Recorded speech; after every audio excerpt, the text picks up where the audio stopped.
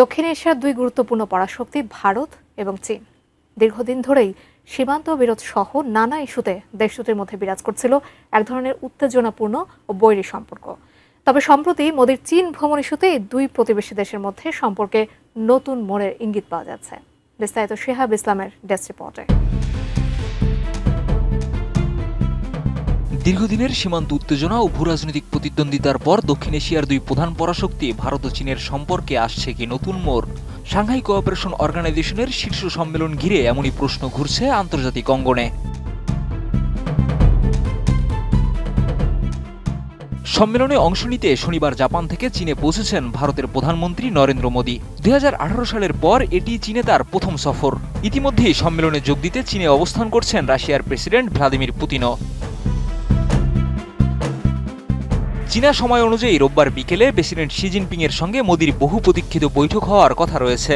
এমন এক সময় এই বৈঠক হতে যাচ্ছে যখন যুক্তরাষ্ট্র মোদী সরকারের পণ্যের উপর 50% পর্যন্ত শুল্ক আরোপ করেছে।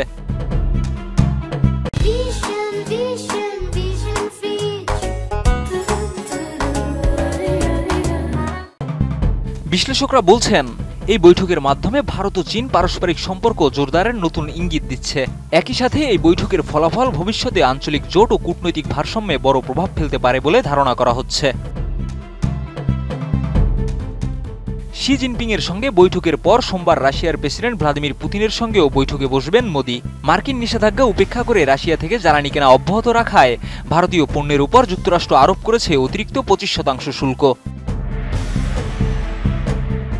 তবে ভারত স্পষ্ট করে জানিয়ে দিয়েছে তারা রাশিয়ার কাছ থেকে তেল কেনা কমাবে না। অপরদিকে রাশিয়াও ভারতের পাশে থাকার বার্তা দিয়েছে বারবার। ফলে মোদি পুতিন বৈঠককেও বিশেষ গুরুত্ব দিচ্ছেন বিশ্লেষকরা।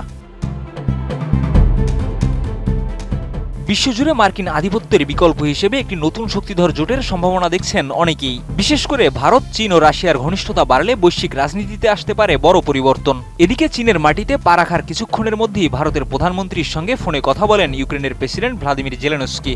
তিনি মোদিকে অনুরোধ জানিয়েছেন এসসিও সম্মেলনে যেন রাশিয়া ও অন্যান্য নেতাদের উদ্দেশ্যে যথাযথ বার্তা পৌঁছে দেন। গত 3 বছরের বেশি সময় ধরে ইউক্রেন রাশিয়ার যুদ্ধ চলমান। এই প্রেক্ষাপটে এসসিও সম্মেলনে এবং এর সাইডলাইনে অনুষ্ঠিত পুতিন, মোদি এবং শি জিনপিং এর কূটনৈতিক বৈঠকগুলোতে নজর রাখছে গোটা বিশ্ব। শিহাব ইসলাম, ATN নিউজ।